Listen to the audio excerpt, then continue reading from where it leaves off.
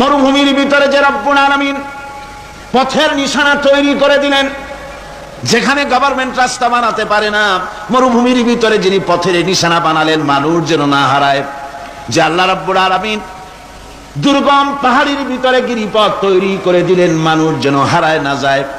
সমুদ্রের ভেতরে নাবিকরা দিনের বেলায় সূর্যের আলো দেখে পথ চলে, রাতের আধারে সে যেন গভীর সমুদ্রের ভিতরে হারায় না যায়। আল্লাহ তাই আকাশের ভিতরে তারকা মণ্ডলী খচিত করে রেখেছেন।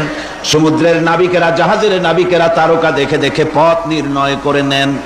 যে মাবুদ রাস্তা বানালেন জঙ্গলের ভিতরে, পাহাড়িয়া এলাকার ভিতরে, যে মহান প্রভু রাস্তা বানালেন, নিশানা বানালেন মরুভূমির ভিতরে, যিনি রাস্তা দেখায় দিলেন গভীর সমুদ্রের ভেতরে, সেই আল্লাহ রাব্বুল আলামিন আমরা দুনিয়ার বুকে মানুষেরা অন্ধকারে মরবো, রাস্তা হবে না, এমনটি তো হতেই পারে না।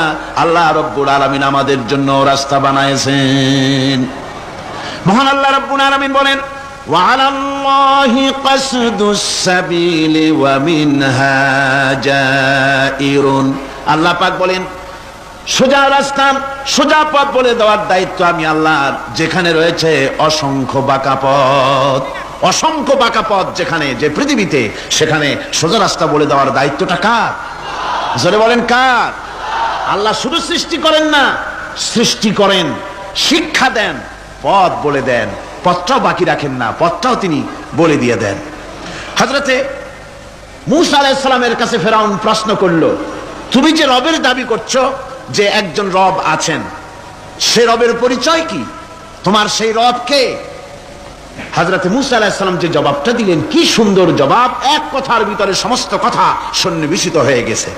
ফেরাউনের প্রশ্নের জবাবে রব কে, এ কথার জবাব দেওয়া যায়, হাজার হাজার পৃষ্ঠা লেখা যায় রবকে, তার পরিচিতি। আমি যদি এখন শুধু রব শব্দের ব্যাখ্যা করি, তাফসীর করি, রাত শেষ হয়ে যেতে পারে, ইনশাআল্লাহ ব্যাখ্যা দেওয়া যাবে।